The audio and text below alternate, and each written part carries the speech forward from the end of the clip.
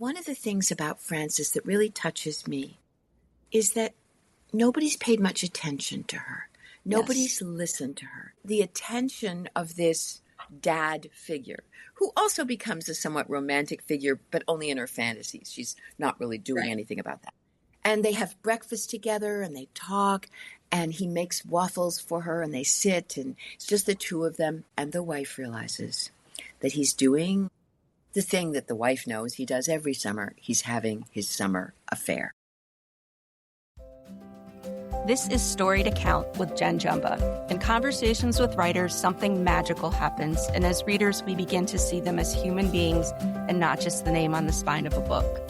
My hope is through these conversations, you learn about their craft and them as a person, you'll become like me.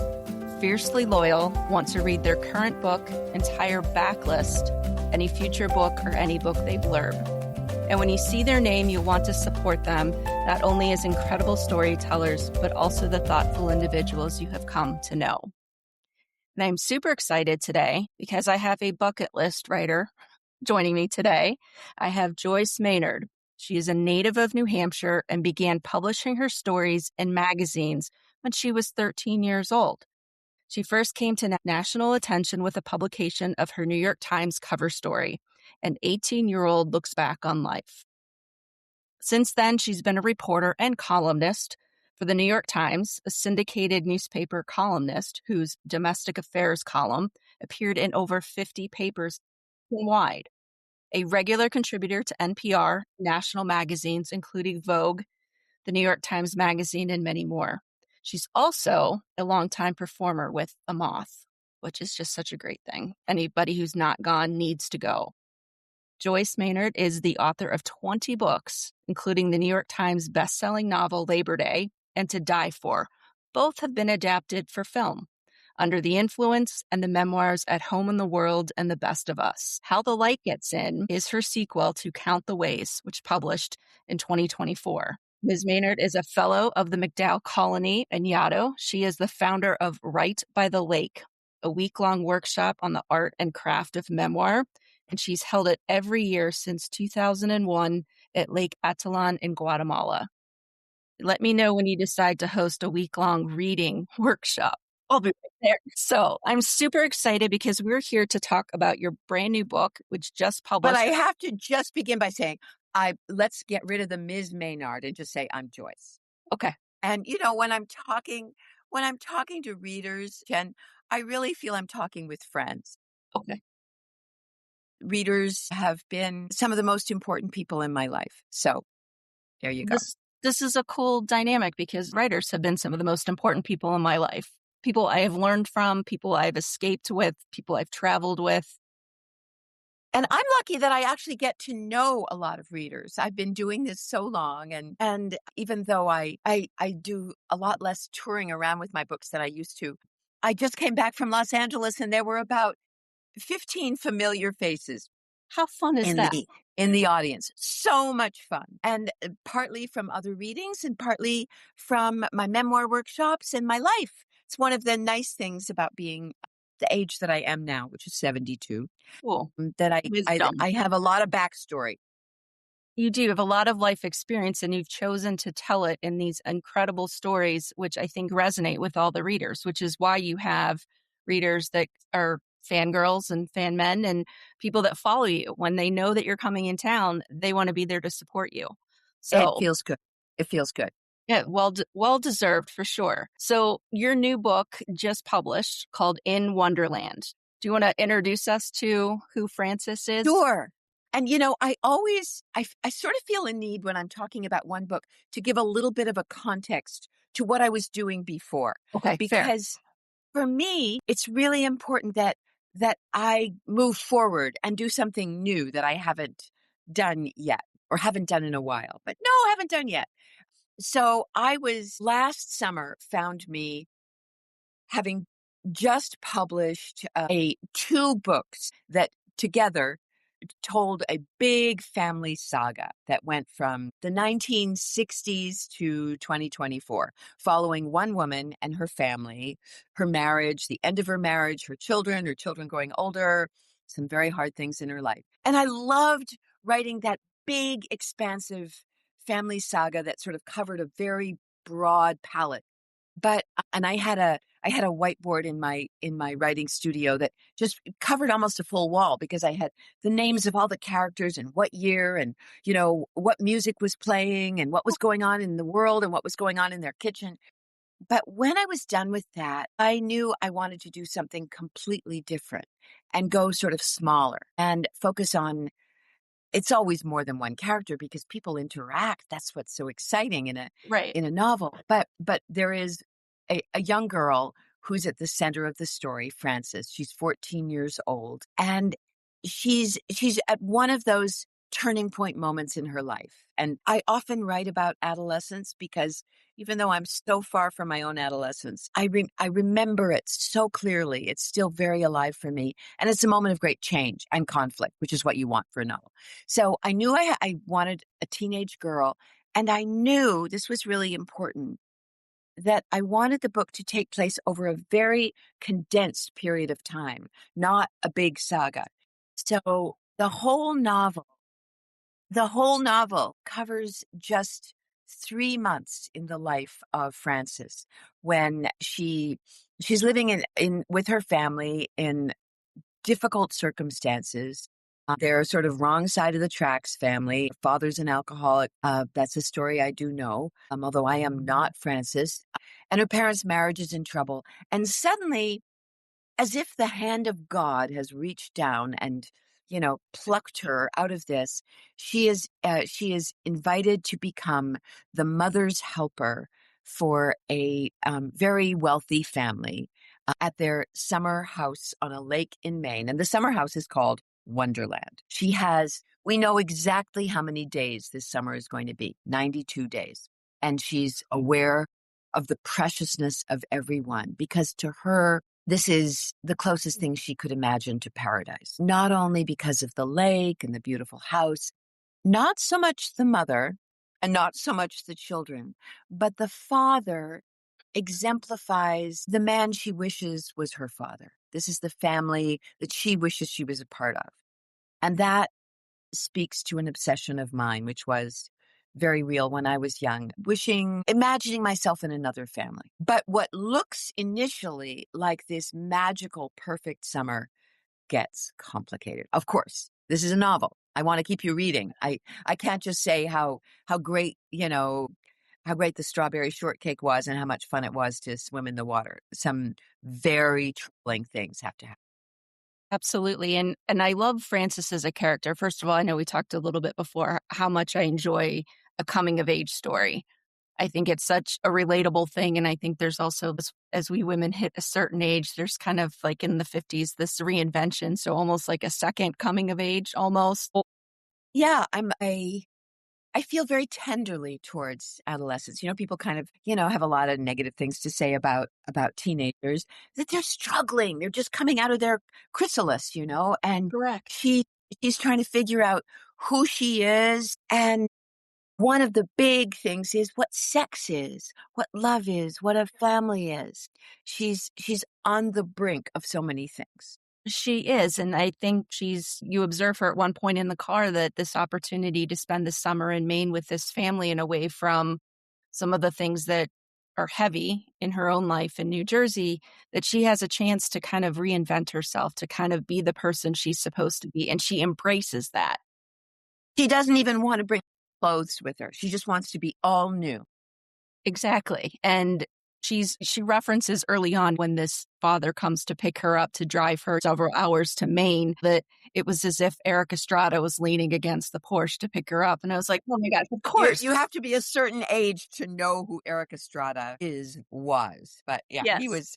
he was the star of a TV series that would have been, her show at that point. And Right. I should say this novel is, as you know, is not set in the present. As No. much as I feel for connection to teenagers, I would not be equipped to set a novel in the life of a teenager of now. It's too far from my own experience, and I mean, I raised 3 children, but they're long past their teenage years too. So the novel is all set in the summer of 1986, and very deliberately, I chose 1986 because as much as I avail myself of technology, like right now, Zooming Correct. with you and writing on my laptop, I'm not, the idea of writing about people on cell phones just does not appeal to me. So I wanted to situate her in a time before cell phones. The other reason that I chose 1986 is that the novel is narrated in the voice of Frances, but it's in the voice of Frances 30 years later, Exactly. 35 years later. So I wanted to give her and give the reader this double perspective of the teenage girl and the adult woman whose life was irrevocably changed by some very disturbing events that take place during this summer. And I want to say, just at the outset, Yes. because I talk about the father, Forrest is his name, and he's Correct. charming and handsome and And everybody charismatic. likes. Yeah. Yeah, but this is not a creepy dad gets together with the babysitter story. Those happen, and I'm sorry that they do, and there's much that we could say about them, but I didn't go down that road with this one. No, thank goodness. Dad does get together with somebody But other it than is his not wife. Francis. It is not Francis. And I'm not giving any spoilers when I say that because it happens pretty early on in the novel that this man who, well, I'll just say that one of the things about Francis that really touches me is that nobody's paid much attention to her. Nobody's listened to her. And Mhm. Forrest does. He asks Mhm. her interesting questions about her life. Not the sort of usual, how's school, but things Right. like, you ever shoplift? And, Exactly. which she does. And so she treasures the attention of this dad figure, who also becomes a somewhat romantic figure, but only in her fantasies. She's not really doing anything about that. And they have breakfast together and they talk, and he makes waffles for her and they sit, and it's just the two of them. And then suddenly he's not doing it anymore. And she realizes, and the wife realizes, that he's doing the thing that the wife knows he does every summer. He's having his summer affair. Yeah. Yeah, I think one of the things, and that Forrest says to Frances as they're driving and as they're having breakfast in the early days of the 92 days that they're in Wonderland in Maine is, I'm hoping this can be a time for you to discover that you're in charge of your own destiny. After a point, it doesn't even matter so much who your parents are or what they do, because that's something that she's struggling with, this sense of not being And seen, I not think being heard. teenagers do, they're trying to sort of, they have to do this thing, which is pretty painful for the parents, of leaving their parents. I mean, sometimes they don't, and that's not a very good idea either. It's hard either way. And he's making space for that for a while. And then suddenly he's gone. And as much as he's betraying his wife, this charming, likable man, Mhm. she feels betrayed herself. This was going to be her summer with him. And so she's sort of in the middle of this drama between the two parents where she's no longer important because it's almost as if he's on a drug, this man who's, Yeah, super distracted. suddenly, He's not present, when he's even home physically. Um, yeah, and it's contrasted with the drama that she experiences with her own parents who are constantly yelling and fighting and throwing things versus the drama that exists between Forrest and his wife, which is yes, completely quiet, but yet that tension yeah, and that sense of yeah. unease is just as palpable as if she were back home and her parents were screaming at each other and she was kind of tucked away in her room. So, And so I can say to your listeners who probably haven't read this book yet, although I know yet. you're going to remedy that situation, I can say this without it being a spoiler that the mother, Regina, who is not a particularly likable character, she's not Frances's favorite, but Regina enlists Frances, 14-year-old Frances, to be her detective, basically, Mhm. to to follow Forrest and the woman that he's having an affair with, and document what's been going on and get proof, which of course I don't need to say puts Mhm. the girl in a very, very difficult place. She doesn't even drive, of course, she's 14, but she has a bicycle. named Buttercup. Right. So Yes. I think that's quite fun. And she finds herself biking and she is responsible. She originally comes there to be mother's helper, right? She makes sure that Jilly and Hayward get to their tennis lessons at the country club, make sure that they get ice cream afterwards. She's basically kind of babysitting them and accompanying them. And at the same time, she's tasked, and you even reference in the book, so those of us of a certain age just absolutely grinned when we saw like Nancy Drew, Harriet the Spy, that we all resonate. Those are books that we all grew up with. And now she has a chance. But what's hard is Regina asks this of Frances to do this investigation. But it comes with like that backhanded compliment that she'd be really good at this because she's so good at being invisible that nobody pays attention to Yes. you. So nobody's going to suspect that you're investigating anything. And we've all had experience. Love what a close reader you are, Jen. I think you have to show all those marks, all those little bookmarks that you put in the book. Yeah, that's a very important sort of moment for me, that here she goes again, being off in the sidelines, and she's good at it. She's good at it. She's good at it. And I might observe with Frances, and this is not a spoiler either, is as much as she's invisible, she's also 14 years old, which is that awkward teenage age where we're trying to figure out who we are and who our people are and where we belong. And because she comes from, quote unquote, the other side of the tracks and makes a reference like, if you grew up like me, you take me wherever you are. So she goes to the country club with the two kids that she's supposed to be watching. And of course, she gets dirty looks from all the other girls her age. Doesn't fit in And there. this is also a book about class and Yes. social class and the invisible distinctions that exist between the girl like Frances and the country club girls. And so there's a little bit of a mean girl story in this too. She sits on the sidelines watching the tennis lessons of the girls her age. That's, there are pieces of me all through this book and all of my books. And I was a girl who wouldn't have had tennis lessons and whose family did not belong to any tennis club. And I did have a particular longing to play tennis, actually. It was partly the outfits. I just loved everything about the look of it. That wasn't a part of my life at all. Actually, what was a part of my life was writing all the time. I was writing all the time, but Okay, I was not good. out on a tennis court. So she's just invisibly watching. And then on this one magical day, there's one of these girls, a sort of, country club girl in her perfect little outfit. She has many, throws down her racket. These are children of great privilege, not one of the children that Frances is watching, but other kids and says, I'm tired of these tennis lessons. I don't want to do this anymore, and walks away. And the tennis pro, young guy, looks at Frances sitting on the sidelines and says, "You want to hit?" And he notices her. This is also not creepy tennis pro guy story. Yes. In fact, he turns out to be gay, but he's mostly just turns out to be nice, kind. And so she steps out onto the court, never having held a tennis racket in her life. This is the sort of the backstory of the book, but it was really a very important aspect of the story for me. And it turns out, here's the fiction writer in me. Unlike me, she's a very gifted tennis player, and she's good, and she has a hunger and a passion. And when as much as initially she saw, this man, Forrest, as sort of,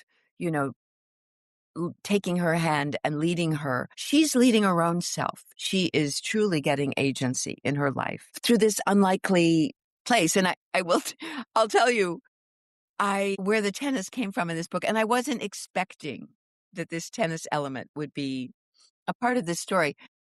Unlike a lot of writers who have a very clear almost outline of what's going to happen in the story, I never do. And that's part of the joy for me of writing a novel. I absolutely know who my characters are. I know where their obsessions and hungers and yearnings and flaws lie.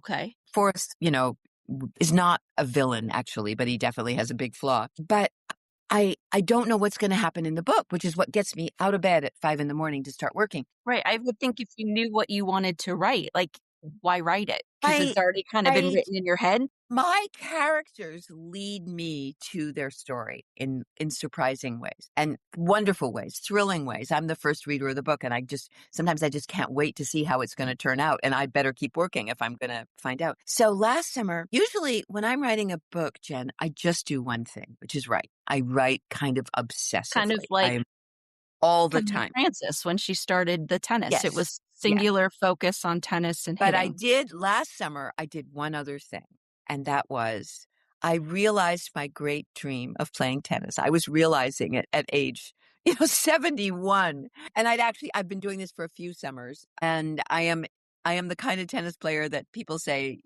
have you thought about taking up pickleball? Because I'm not a threat for it. But I love this game. And for reasons that, like all obsessions, it's about more than the sport. And I think it's a very interesting thing to ask ourselves, what is it? Why are we obsessed with the things we're obsessed with? We learn about ourselves when we ask those questions. But Absolutely. so last year, I was getting up even earlier than usual and driving a half an hour to the court of my wonderful tennis teacher in New Hampshire, Tammy. And I gave myself the gift of a private tennis lesson 3 or 4 mornings a week. And Wow. it worked its way into my story because I had not just the time on the court, but the drive over and the drive back to think about, to get to imagine not just the stories that I've lived, which I do in my memoir, but the stories that I never got to live, but I would have loved. What if I had been this amazing tennis player? And some other things that happen in her life that aren't so great. So over the course of the summer, she is secretly hitting a whole lot of tennis balls, Yeah, I think she going in the night sometimes and hitting against a 500 backboard. in a row. Yes. Well, if she gets to 499 and she misses, she has to start again. And really, it's a summer. That's a different kind of coming of age. Correct. And she is locating her power. But at the same time, she is experiencing deeply troubling things because in her job as the detective, she is learning. A girl who really wanted to know about sex and is trying to figure it out, as girls that age are, partly fascinated, partly horrified by it. She is learning much more than anybody intended that she find out. Right. And I mean, I think when she initially arrives in Maine, her big struggle or challenge is, how come I haven't fully developed breasts yet? Right. And I'm like the only one Yeah. of my peers that hasn't gotten their Yeah. period. Oh, and it's kind of funny that a long postmenopausal woman would include this element, but we carry it all with our lives, that moment in our lives, that passage in our lives. So she is a late bloomer in lots of ways, and she's just waiting. She has a training bra, Yes. sitting in the drawer, and sometimes she stuffs it, but it's just not happening. And she's obsessed with this too. Lots of changes are unfolding. Right. And at the same time, for a young girl to be the age 14 and to have that sense of agency, that sense of power to be like, you know what, I don't care that they don't want to hang out with me. I'm still going to the club and comfortable going to the club with the two kids that she's staying with, which I'm not sure at that age I would have done that. I would have been probably like sulking at home or like too embarrassed to go because they don't like, Me neither. Me right? neither. And so I'm I love watching her and her. it's like, you go, Frances. Like, yeah, it's not about them, it's about you, right? And she, not in a self-centered way, but in a way that's pretty darn courageous at that age because the classes are clashing, to make sure I say that carefully, right? And that sense of self, she's never played tennis, and then she's horrified because of the class struggle that some young girl would be like, yeah, I don't feel like doing this, when she knows how much she would love to have the opportunity for her parents to spend money on something that she loves. And she's also, crouched in the bushes with her little notebook and her little Correct. tape recorder and her little camera trying to document Yes. the two people having sex, one of whom she revered and she Yes. hoped would be, taking her out on the Chris Craft and teaching her how to water ski. Right, because that's how it started. It started with the two of them having breakfast together and having very thoughtful dialogue that gives her a chance to kind of figure out who she is. Somebody who asks her the questions and not only asks the questions, but listens to her answers. And then we've got, of course, we've got Regina, the wife, who is a character that I loved writing this character. And I've never known anybody like Regina, but she fascinated me. She's not an easily likable person. She's probably, clinically depressed. She's in bed a whole lot. She takes a whole lot of pills. She's knitting constantly, and she explains that she has a major eating disorder. She's very, very skinny. And she explains that when you're knitting, you can't eat. So that's a good thing. But Regina also, there are some really kind of impressive things about Regina. Regina, unlike her husband, her, charming, charismatic husband, she sort of notices things about Frances that she honors pieces of Frances that nobody else had.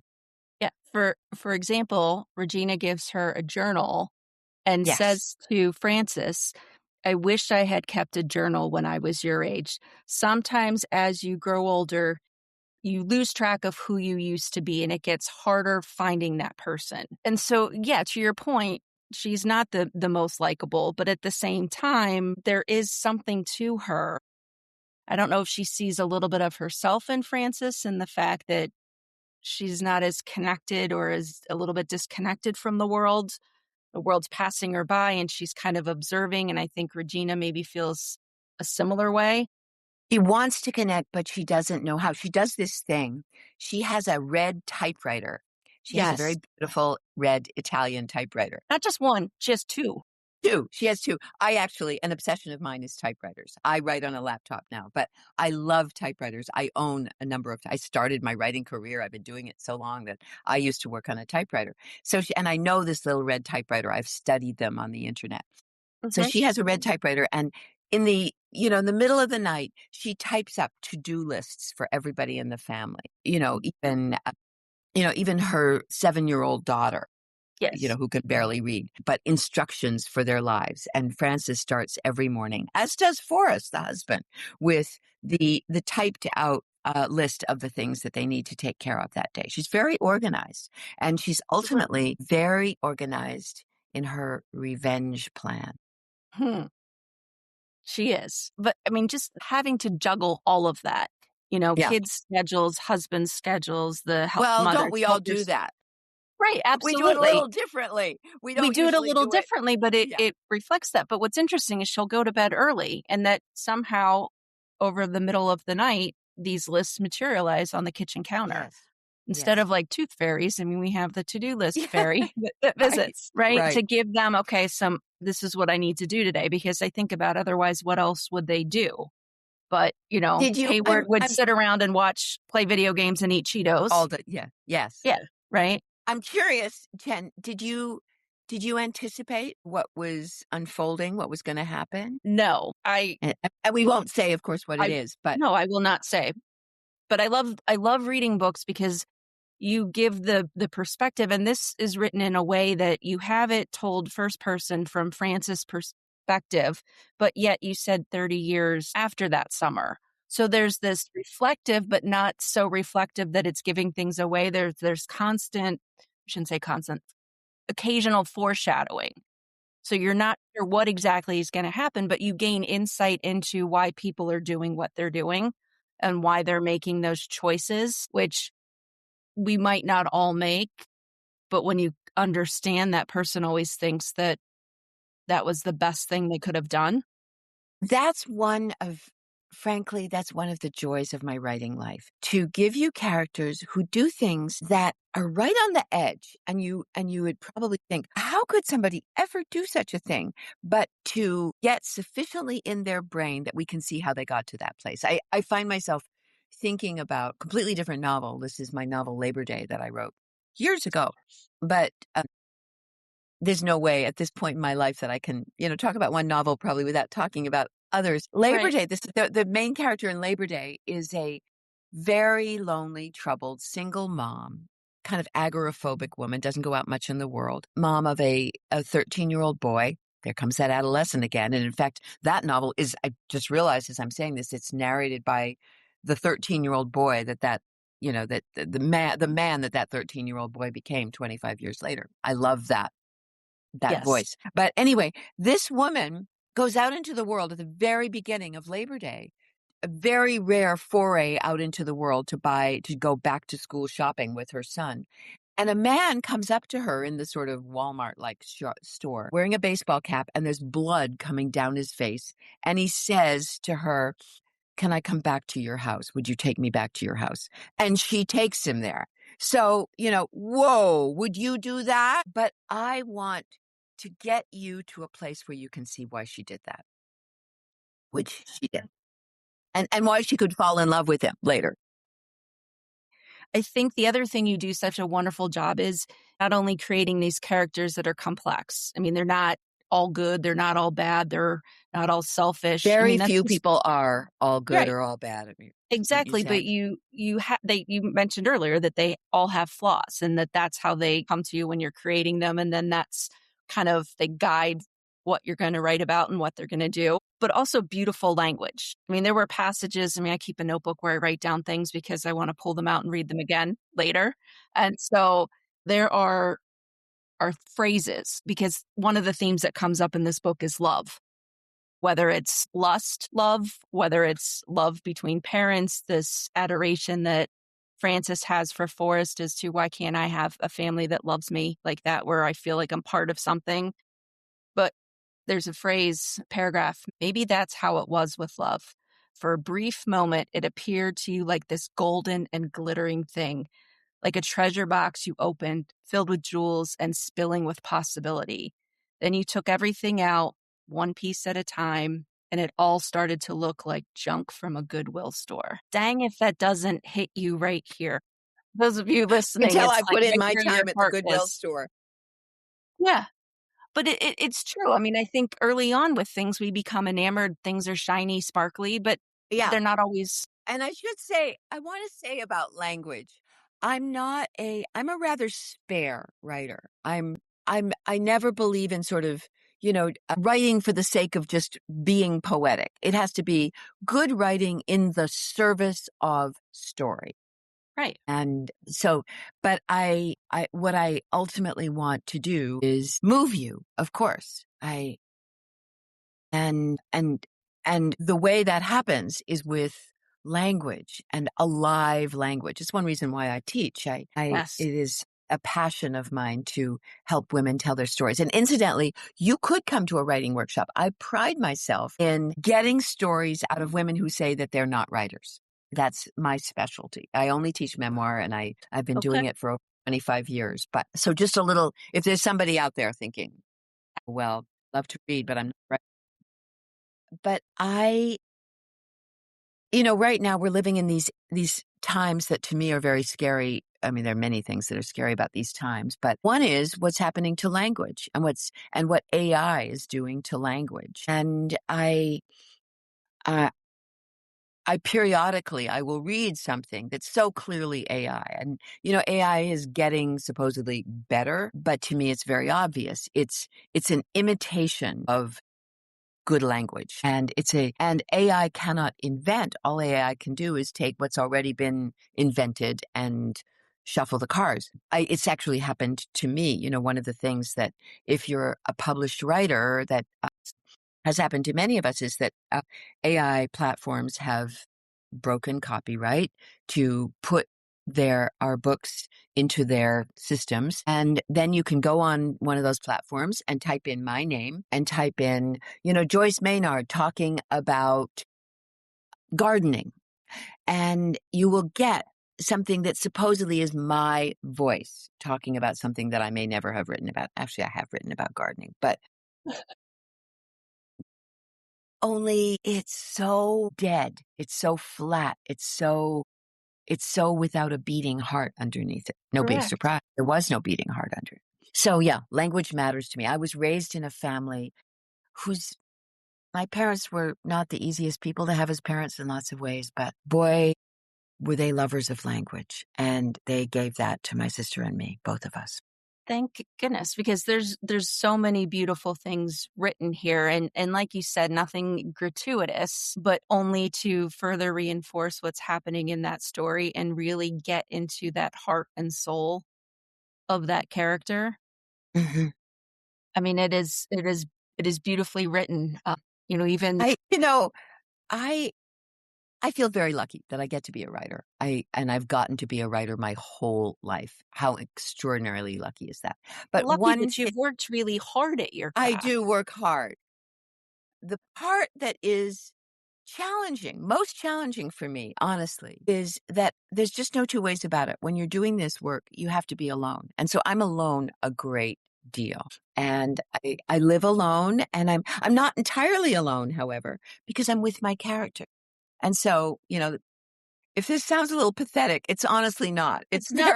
No, It's I very think exciting, but they come alive for me. And sometimes I'm even sort of saying the lines out loud. I'm talking, I'm being them as I sit right here at this desk where I was working last year on this book. And then when the book is over, I miss them. I miss them. I'm that sad. was that was gonna be my question. So you've written 20 books, not to Yeah. mention all the articles 14, and 14 are novels, 14 are 14 novels. are, but still there are Yeah. characters. How do you say, like, a proper goodbye to them? I mean, are some of them still with you? I Do wish I you knew you look the back and you're answer. like, "Yeah, I'm unloading the dishwasher and I gotta catch up with so Yeah. and so." Yeah. Well, I'll tell you, in the case of two of my books, I ended up writing a sequel. I Right. had to go back, count the ways, and actually it was readers who suggested that I wasn't done with that family. And so I brought back the Count the Ways family for the next sort of, chapters of their lives. One in particular, there's a child in the family in Count the Ways. His name is Toby. And I loved creating Toby.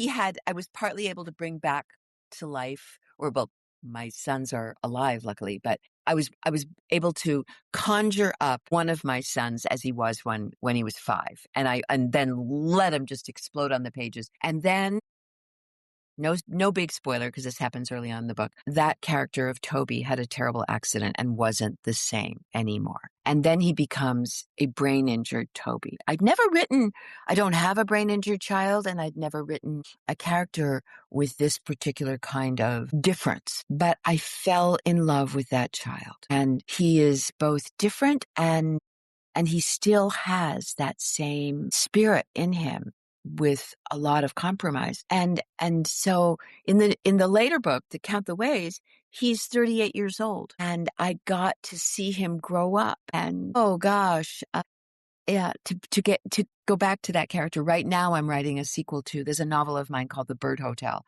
that I actually wrote between Count the Ways and How the Light Gets In. Very completely different kind of book, about a woman who's Irene, who's experienced a terrible, devastating loss in her life and doesn't really care if she lives or dies, but lives, and gets on a bus, doesn't care where she goes, and ends up in this little village, in a indigenous village in a never named Central American country where, for reasons that I won't go into, she finds herself at a hotel run by an old woman who's an expat. And then she finds herself running the hotel. The hotel has no guests and is falling apart.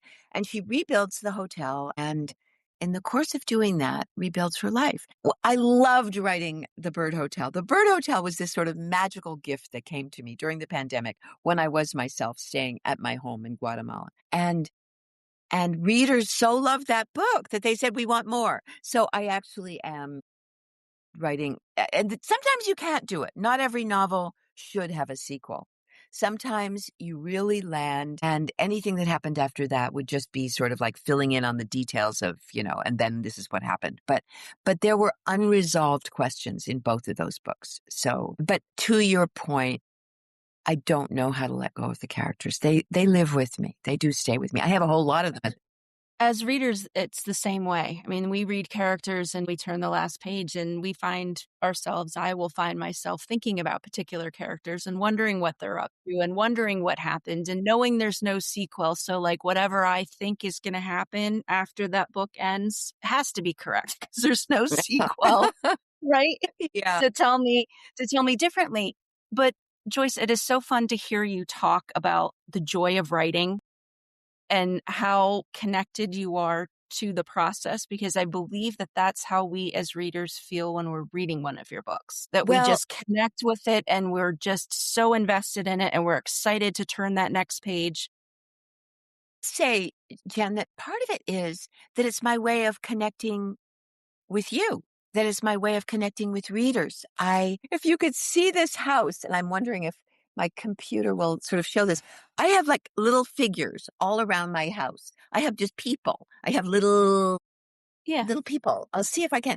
Yeah, let's see if I don't know if you can see these people. You me too. probably can't, but there's Yes.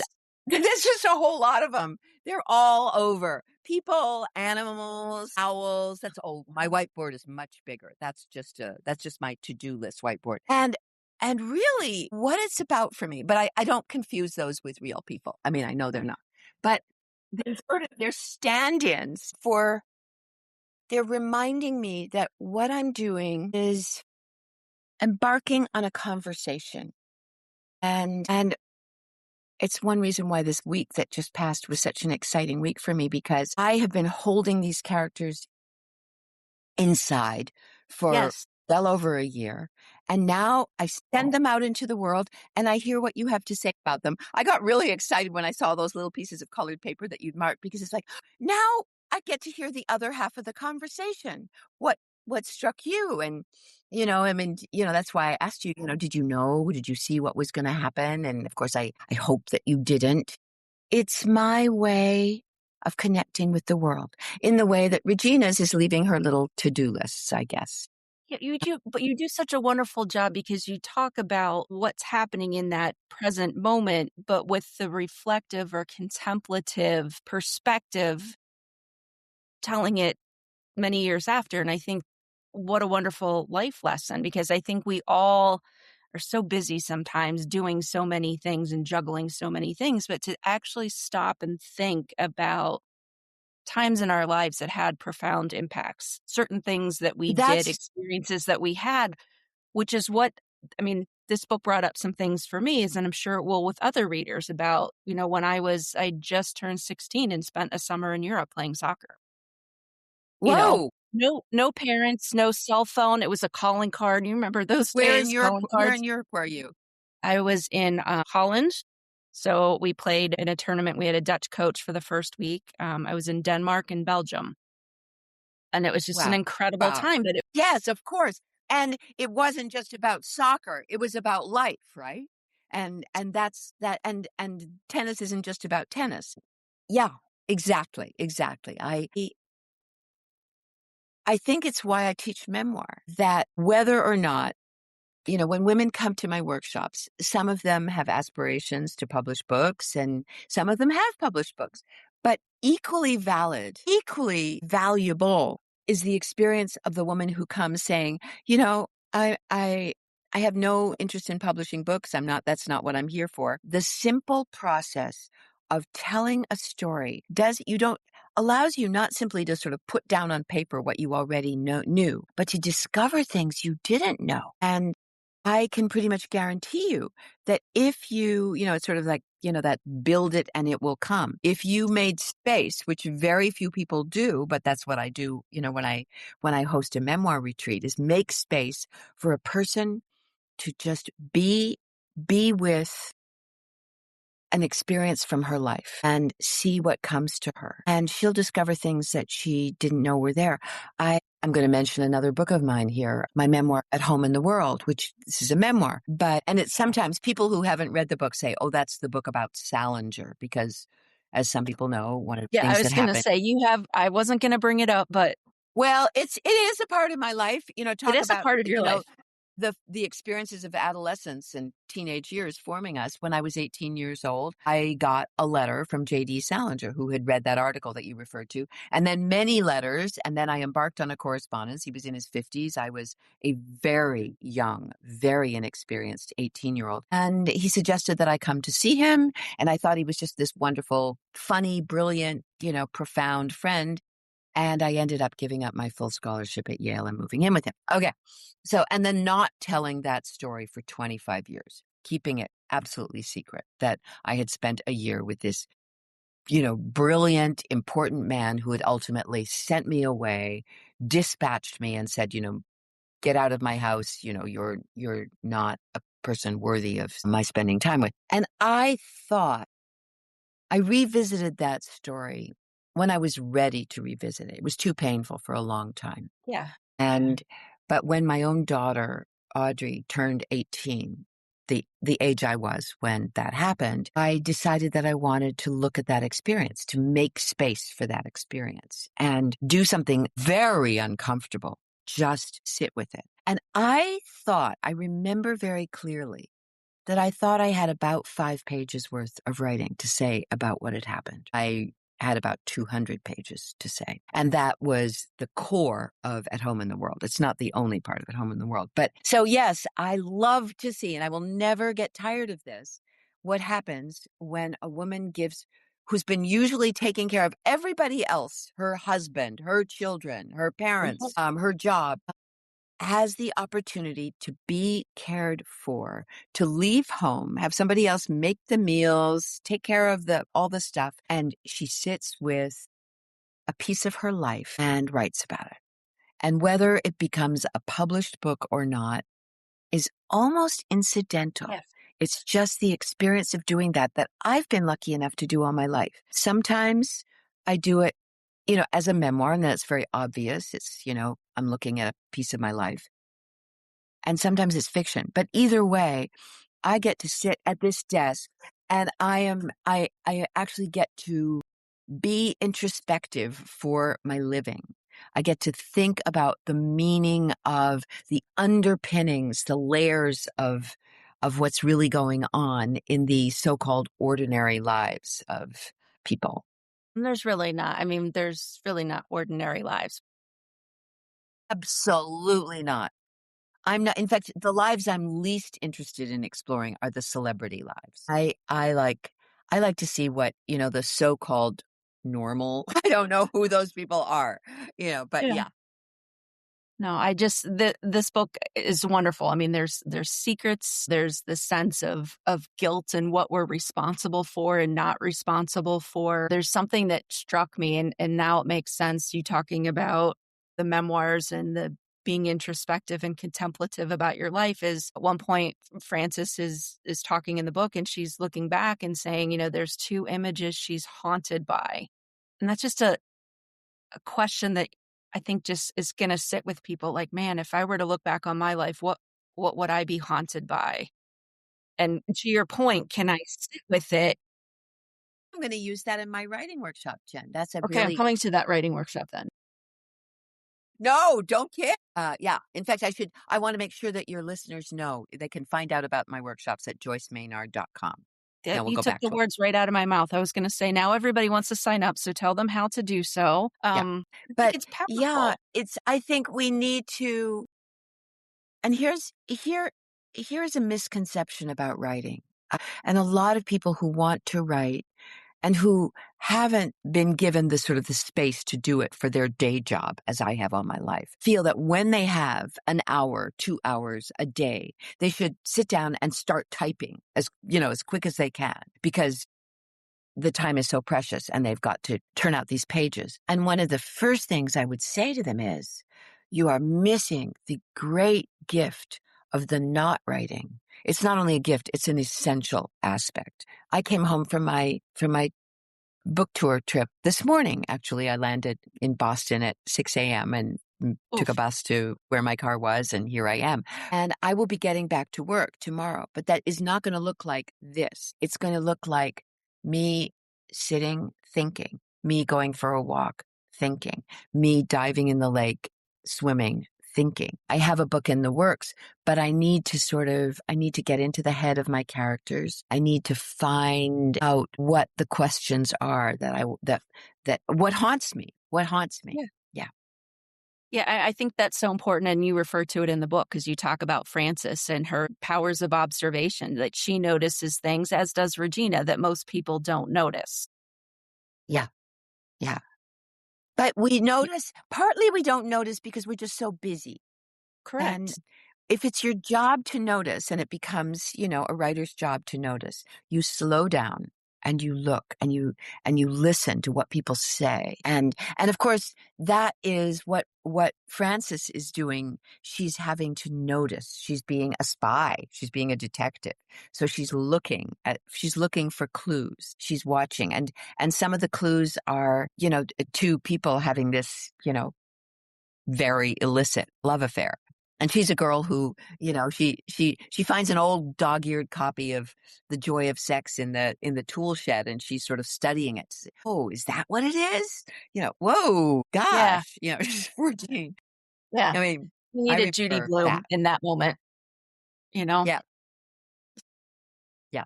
She actually has been reading. One of the many sort of backstory threads that she loves the library, and the library is her solace, and she rides her bike to the library. And so over the course of the summer, she rides her bike uphill to the little small town library. As a, longtime New Englander, small town New Englander, I can picture this library. And over the course of the summer, she reads every Stephen King book on the shelf.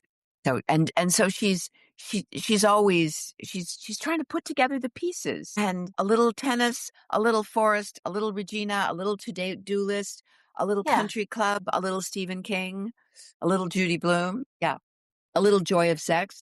And Hayward, the two kids of Regina and Forrest, and trying to navigate that because it's And then, we have to mention, and then at the end of the day, she's writing in her journal, and correct. she allows herself to say the things that to talk about secrets, and even, to just be very bold and sometimes outrageous in her journal. And Yes. as I was in my journal when I was 12, and then somebody sees her journal, and that is another kind of betrayal and violation.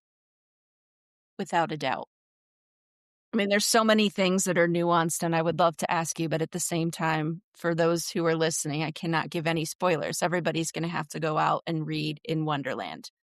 Or listen, I just want to say, it is a particular joy of my life to record my own audiobooks. And I think it's a wonderful way to experience my book. So if you're an audiobook listener, and not everybody is, but if you're a person who takes long drives, I totally recommend my books on audio. And I don't let anybody else read them but me, except for the book that I was mentioning. Labor Day has a male narrator, but luckily I have a son who's an actor and a fine Good. reader. So my son Will did that one, but mostly my audiobooks are me, and I think It's the In even more Wonderland. special because you Yeah. capture the very essence of the characters and the words on the page as you want them to be. But if you had the audiobook, you wouldn't have all those great little colored stickers that you've got on the I know I pages. wouldn't. So I don't know. How would you mark up an audio? Couldn't. I don't think there's a way. Yeah. I don't think there's a way. No. So this has been a wonderful conversation. So we are at Story's End, the final 5 questions. Ooh, Who okay. was your first celebrity crush? Johnny Cash. I Very belong cool. to something called the Columbia Record Club. I'm a big music lover. And they Yes. used to, only people who are my age will remember this, but you used to be able to get 12 vinyl record albums. You know it, for a penny? Yeah. Cassette tapes. I'm dating myself. Okay. But It was vinyl in my day. yeah, And I was only 11 years old, I think, but I signed up and I got my albums. Then you were supposed to, pay, buy which was so a bit of a many over the problem. next few But years. I Yeah, was a big time babysitter like Frances, so I had my babysitting money. So it was a very old Johnny Cash album. Yeah, that was.